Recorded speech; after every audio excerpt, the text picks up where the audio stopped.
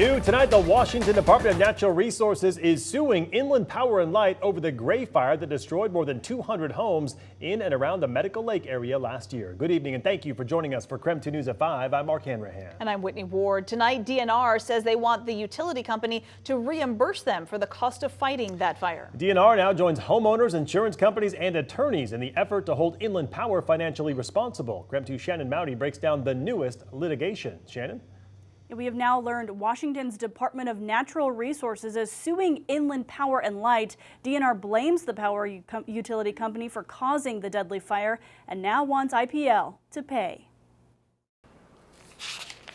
Early this year, a DNR investigation concluded faulty electrical lines on an Inland Power light pole sparked Medical Lake's Gray Fire. The August 2023 fire killed one man and destroyed more than 10,000 acres, 240 homes, and 86 outbuildings. Now, DNR is suing the utility company for some of the $3.4 million it spent fighting and investigating the fire. Some of that is expected to be paid through federal grants. But in October, the agency requested IPL reimburse nearly $940,000, but said Inland Power refused. DNR argues IPL should have been on notice of a potentially dangerous condition, as neighbors had already reported the light flickering a year before. In response to previous lawsuits, Inland Power denied it's responsible, calling the Gray Fire an act of God. Court documents also reveal IPL has still not turned over what DNR believes a critical piece of evidence: this aluminum conductor pictured here. DNR says IPL had kept pieces of the light pole for its own expert analysis, agreeing to turn them over to state investigators. Inland Power now says it cannot locate the conductor, DNR's lawsuit says. Washington's Attorney General's office is handling the case for DNR. The AG's office and DNR declined to comment on the active litigation. IPL's attorney didn't respond to our requests for comment. Inland Power is also facing several other lawsuits because of this fire. More than 60 insurance companies and dozens of wildfire victims are also suing. A trial in the lawsuit brought by homeowners is set to begin September 8th. Shannon Mowdy, KREM 2 News. Shannon, thank you very much. All right, let's talk weather now. After weeks of gray skies and fog, we actually saw a bit of sunshine today. So does that mean more is on the way? Oh, I sure hope so. We know the guy who has the answers for us, Chief Meteorologist Jeremy Legoo. No pressure. You put that much faith in me? Well, sometimes. Oh, well, don't worry, I've got you covered. It's just a tough one to explain, but I do know what's going to happen. So let's work on my communication skills together. We sit at 32 degrees right now after climbing into the upper 30s today. Upper 30s is a big deal because it starts to thaw us out. When we thaw out, even if it's ever so slightly, it changes what happens when we get an incoming storm. Our incoming storm is going to hit, but not until tomorrow night. Most of our moisture gets hung up over on the west side. It's rain down low, snow up high.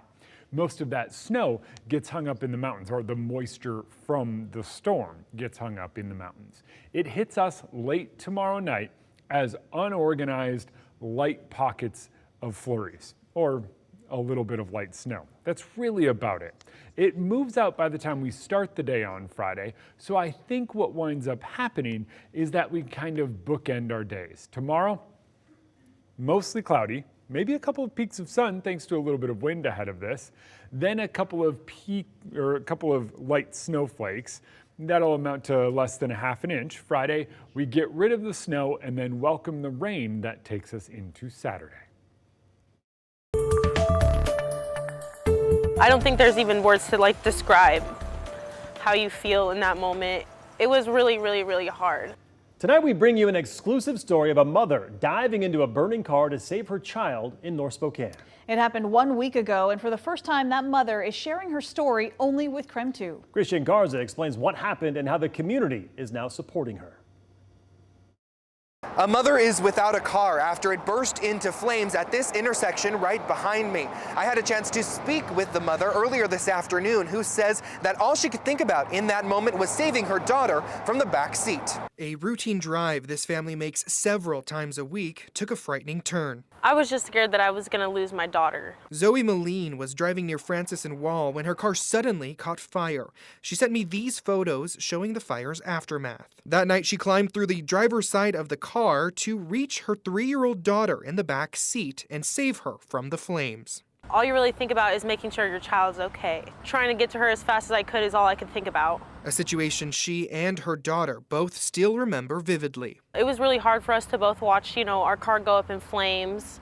I just thank God that I was able to get to her fast enough and everything turned out okay. Everything except for her car that was destroyed in the fire. Now Moline is doing everything she can to get by without a car. Getting rides, busing, I have a family member that's going to let me borrow their car for a little bit, but you got to do what you got to do. Moline started a GoFundMe, raising more than half of the goal in just 1 week. Those funds going towards buying a new car before the weather gets worse. I'm so thankful for people coming to help us, and it's just been really, really hard. A light at the end of the tunnel, particularly with the holidays right around the corner. And especially with everything that she just went through, I want to make sure that she has a really good Christmas this year. Christian Garza, KREM 2 News. Wow. Well, new tonight on KREM 2 News at 6, Gonzaga women's basketball head coach Lisa Fortier sits down to talk about her incredible year. In April, she was named the Kathy Delaney Smith Coach of the Year, and that same month, she underwent surgery for breast cancer. Tonight, she is sitting down with KREM 2 Sports Director Andrew Quinn to talk about her journey.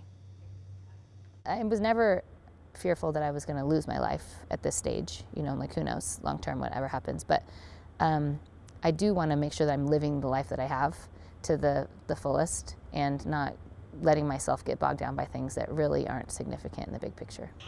We'll hear from Fortier, her husband, and 2 Gonzaga seniors about her fight. You can catch the full story tonight on KREM 2 News at 6. Well, some sad news for hockey fans. The Seattle Kraken's founding owner has died. David Bonderman passed away this morning at the age of 82. He was the co-founder of the TPG management firm and is credited with bringing Seattle the NHL's 32nd franchise. He also co-led the effort to build Climate Pledge Arena. Bonderman was a father of 5 and had 3 grandchildren. A spokesperson said the cause of death would not be revealed.